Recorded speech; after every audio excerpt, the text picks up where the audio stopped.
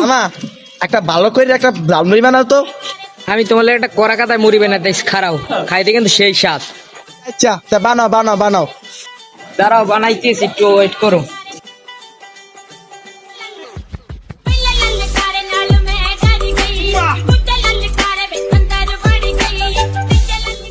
এই লো, দাও ছাই।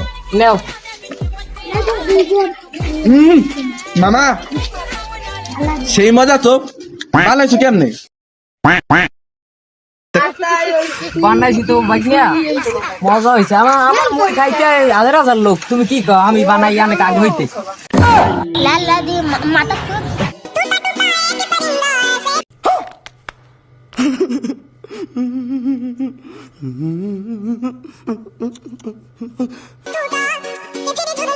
কি করে